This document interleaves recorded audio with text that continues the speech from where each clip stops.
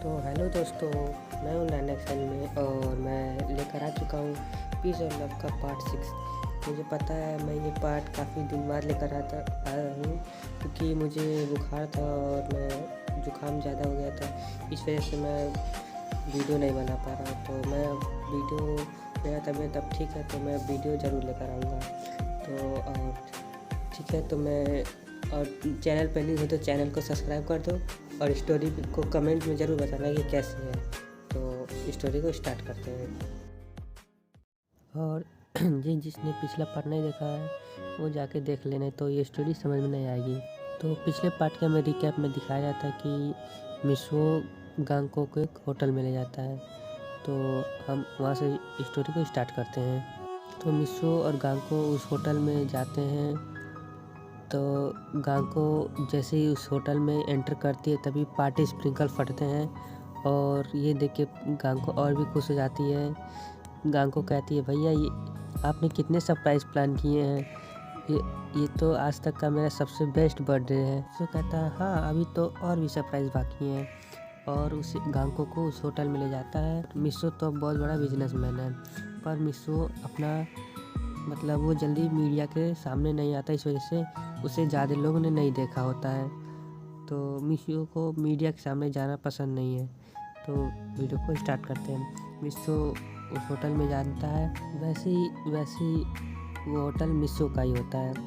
और मिसो जब उस होटल में जाता है तो उस होटल का मैनेजर मिसो को देखता है और उसे भागा मिसो के पास आता है, क्योंकि मिसो को मतलब वही सब कुछ अरेंजमेंट किया होता है। फिर वो मिसो को मतलब जैसे बोलते हैं ना, गुड मॉर्निंग सर, रिस्पेक्ट के साथ।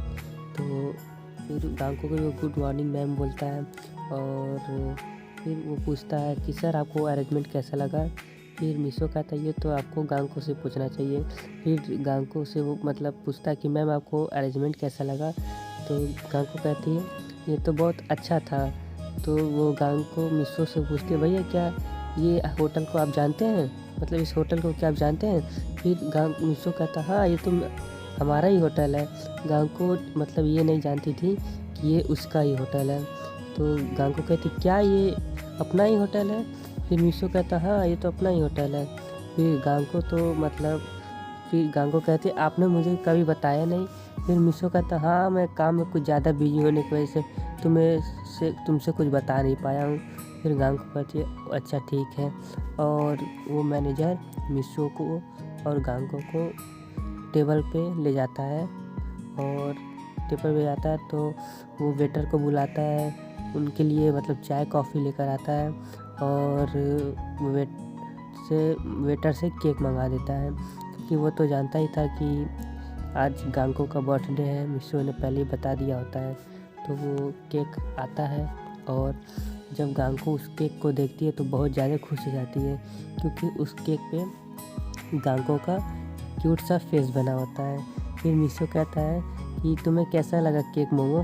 फिर गांगको कहती है कि भैया ये केक तो बहुत अच्छा है, और वो बहुत ज़्यादा खुश हो जाती है। फिर मिसो कहता है तो ठीक है, तो तुम केक काटो।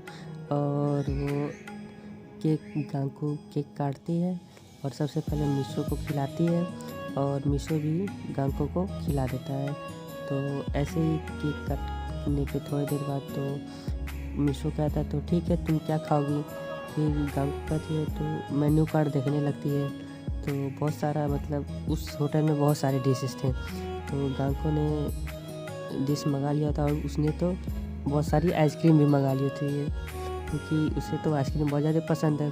फिर मिसो कहता है देखो गांगको, तुम इतनी सारी आइसक्रीम मत मंगाओ वरना तुम्हारा फिर पेट दर्द करने लगेगा। तो गांगको क्या मानने वाली है, हमें पता है गांगको कितनी ज़िद्दी है, वो तो खूब सारी आइसक्रीम मंगा ही लेती है। मिसो कहता है देखो गांगको, इतनी सारी आइसक्रीम मत खाओ वरना तुम्हारा सच में पेट दर्द करने लगेगा। फिर गांगको कहती है भैया आज तो मेरा बर्थडे है, आज मैं बहुत सारी आइसक्रीम खाऊंगी। मिसो कहता है ये भी ना, ये तो सच में मुझे परेशान कर देती है, अगर ऐसे करती रहेगी तो मुझे इसकी ज़्यादा फिक्र होने लगेगी। फिर मिसो और गांगको दोनों खाना खा लेते हैं, मतलब खाना खाने लेते हैं और उसके बाद थोड़ी देर बाद खाना खाने के बाद तो मिसो कहता तो ठीक है गांको अब चलें। फिर गांको कहती है अब कहाँ चलना है भैया। फिर मिसो कहता अभी तो चलो, अभी तो तुम्हारा एक और सरप्राइज़ बाकी है। फिर मिसो गांको को मतलब उस होटल से आता है बाहर और कार में लेके चला जाता है उस प्लेस पे, दूसरे प्लेस पे। तो वो दोनों उस होटल को लीव करके मतलब उस जगह पे चले जाते हैं। तो हमें सीन कट होके उस जगह का सीन दिखाया जाता है।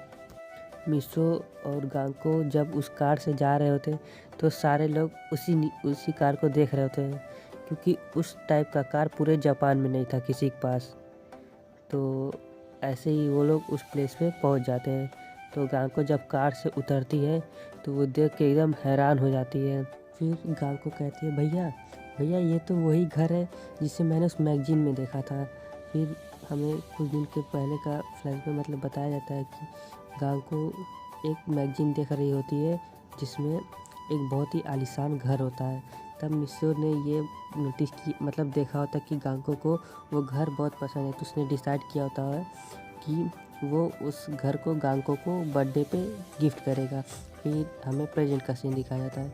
गांको कहती है भैया क्या आप ये हमारा घर अब है। फिर मिसो कहता हाँ ये अब हमारा घर है। गांको इतनी ज़्यादा खुश हो जाती है कि वो मिसो को फिर से हक कर लेती है। भैया कहती है कि ये घर तो मेरा फेवरेट घर था। फिर मिसो कहता हाँ और आज से मेरा भी है। फिर मिसो कहता जो तुम्हें पसंद है वो मुझे पसंद है। फिर मिसो कहता है कि मैं तुम्हें स्पेशल गिफ्ट देना चाहता था मोमो। फिर गांको कहती है कि भैया आप तो हर बर्थडे पे मेरे साथ होते तो मेरा बर्थडे वैसे ही स्पेशल हो जाता है। फिर मिसो भी मतलब हंसने लगता है। तो कहता है तो ठीक है तो अंदर चले, और वो गांको के साथ अंदर जाने लगता है। इन बहन भाई का प्यार देख के तो मेरे आँखों में भी आंसू आ गए।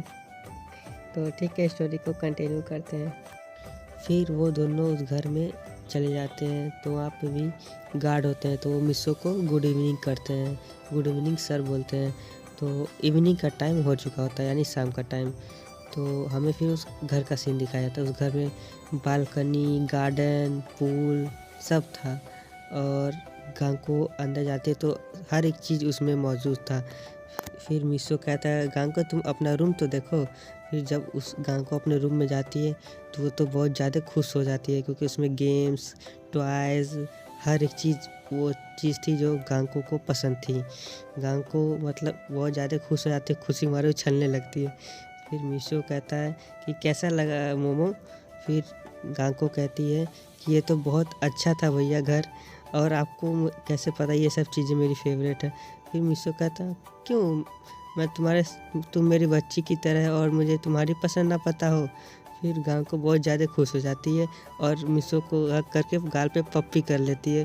बहुत ज़्यादा वो खुश हो जाती है कि तभी फिर मिसो का डोर का बेल बजता है। तो मिसो कहता है इतनी टाइम लगता है पायान आ चुका है। फिर मिसो मतलब पायान को भी बुलाया होता है, क्योंकि और उसने अपने न्यू घर का एड्रेस पायान को बता दिया होता। फिर मिसो सर्वेंट से बोलता है कि जाके दरवाज़ा खोल दे। तो वो सर्वेंट जाता है और वो दरवाज़ा खोल देता है। तो पायान अंदर आ जाता है। तो मिसो मिलता है और उससे कहता है हेलो पायान कैसे हो। फिर पायान कहता है मैं बहुत अच्छा हूँ मिसो, और तुम कैसे हो। मिसो कहता है मैं भी ठीक हूँ। और फिर पायान पूछता है कि गांको कहाँ है, क्योंकि वो भी जानता होता है कि आज गांको का बर्थडे है। तो तभी गांको भी आ जाती है। तो वो गांको को हैप्पी बर्थडे विश करता है। गांको भी उसे थैंक यू बोलती है, और वो गांको के लिए गिफ्ट भी लाया होता है। तो वो गांको को गिफ्ट दे देता है। तो गांको भी खुश हो जाती है। गांको मतलब पायान को थैंक्स भी बोलती है। और फिर वो लोग सोफे बैठ जाते हैं, और मिसो सर्वेंट से बोल देता है कि जाओ मतलब कॉफ़ी लाने के लिए। तो वो मतलब ऐसे ही बातें करने लगते हैं। तो मिसो पूछता है कि कैसा रहा आज का, मतलब पायान जापान में था नहीं, क्योंकि वो बिजनेस के सिलसिले में बाहर गया होता है, जापान से बाहर गया था। तो आज ही आया था, इस वजह से इतनी टाइम उसको लेट हो गया होता है। तो मिसो कहता है कि तो कैसा रहा बिजनेस डील पायान। तो पायान कहता है तो बहुत अच्छा था मीशो पर। मीशो कहता है पर क्या हुआ? फिर पायन कहता है कि हमें एक जापान से बाहर भी ब्रांच खोलना पड़ेगा। फिर मीशो का तो इसमें क्या बड़ी बात है, तो हम स्टार्ट कर देंगे जापान से बाहर का भी काम। तो ऐसे ही मतलब वो सब बातें करने लगते हैं। फिर गांको कहते हैं भैया आप ये हमेशा बिजनेस की बातें कर रहे हैं और मेरी आज बर्थडे है और आप बिजनेस की बातें करने लगे। फिर पायान और मिशो गांको से माफ़ी मांगते हैं, कहते हैं सॉरी गांको मुझे माफ़ कर दो। मिशो कहता है सॉरी मोमो मुझे माफ़ कर दो। और फिर गांको कहती है ठीक है तो क्या मैं अपने दोस्तों को बुला लूँ? तो मिशो कहता है हाँ क्यों नहीं। और मिशो कहता है तो ठीक है मैं ड्राइवर को भेज देता हूँ तुम्हारे दोस्तों को लेने के लिए। तो गांको की एक बहुत अच्छी बेस्ट फ्रेंड होती है जिसका नाम इजुमी होता है। और भी दोस्त होते हैं पर इजुमी गांको की बेस्ट फ्रेंड होती है। तो मिशो ड्राइवर को बुलाता है और भेज देता है मतलब लेने के लिए उसके गांको को दोस्तों के लिए। तो और घर पे भी मतलब पार्टी अरेंजमेंट कर देता है क्योंकि गांको तो सिर्फ अपने दोस्तों के साथ और मतलब अपने भैया के साथ बर्थडे मनाना चाहती है। नहीं तो मिशो तो पार्टी बहुत बड़ा देना चाहता था पर गांको ने मना कर दिया होता है। थोड़े देर बाद ही गांको के सारे फ्रेंड्स भी आ जाते हैं। तो उसमें इजुमी कहती है वाह गांको ये घर तो कितना अच्छा है, तुमने कब शिफ्ट किया?